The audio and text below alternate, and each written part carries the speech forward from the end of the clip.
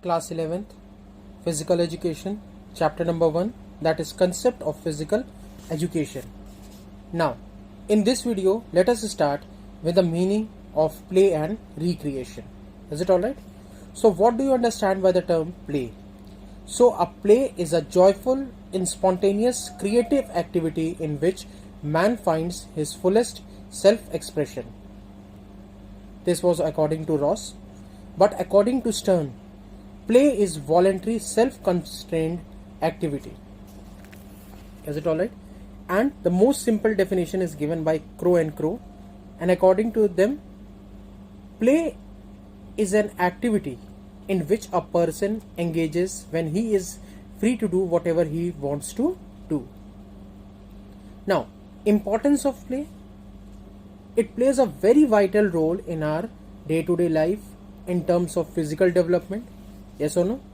In developing the child's creativity. Is it alright? It helps the child to find out themselves and the world. Is it alright?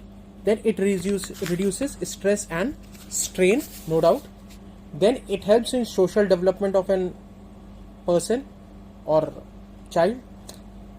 It provides happiness. When you play, you find happiness in it. It prevents boredom.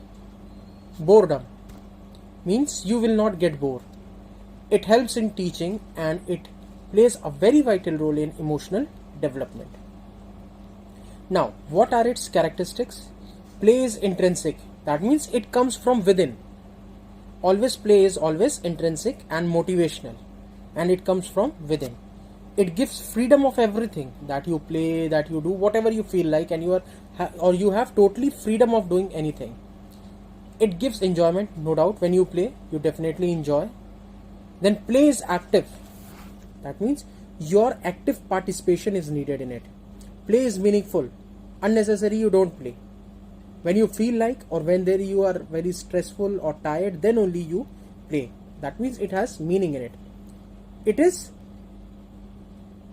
It involves low risk. Yes or no? That means when you usually play, what happens? Minimum of risk of penalties for mistakes is observed. Then play involves sociability. Means you get socialized with other persons, whoever is playing with you or doing whatever they feel like. Is it alright? The next point is recreation. Recreation, according to Butler, is any form of experience or activity in which an individual engages from choice because of personal enjoyment and satisfaction which it brings directly to him. Is it alright? Means when you play, when you do whatever you feel like, is it alright? Then your recreation takes place. Means your eagerness to learn, your happiness, your satisfaction directly comes from within. So that is what we call it as recreation. Is it alright? So importance of recreation, no doubt. It involves playing also. So it improves physical health. It helps to relax. It removes fatigueness or it removes tiredness. Then it provides social behavior aspects. Then it makes you engage your energy in a very best manner. It refreshes our senses, that we have 5 senses in our body. Then it makes us energetic and reliable. Then it enhances the quality of life. Is it alright? Then it also involves proper usage of time. Then improves skill. Whatever you are learning, in that you develop certain recreational activities, and through that recreational activities your skills are sharpened along with a period of time. It strengthens the relation with others and builds morality. Is it alright? Next is games. So a game is a form of play with goals and structure. So when you play or game is a form of play in which goals and structures are set in order to achieve it. And what is sports?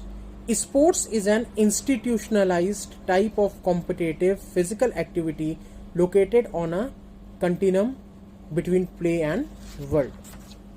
Is it alright? So according to Nixon and Frey, sports is an institutionalized physical competition occurring in formally organized or corporate structure. Now, what are its characteristics of games and sports? They have a specific goal that you have to win, that you have to perform well, that you have to show your skill, whatever it is. So it has particular goal in it. Then it has certain rules. With rules and regulations only games and sports are played.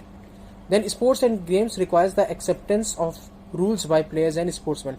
Until and unless you acquire and require the acceptance of rules, you will not be able to play the games. Sports and games involves rigorous physical exertion. No doubt, whenever you are feeling or you are playing, your physical exertion is needed. The last and the second last point is games and sports are competitive activities. That means you have to win, so you have to perform better, and thus there is a competition in order to win. Then games and sports are institutionalized. That means there is a national and international body which governs them. Thank you.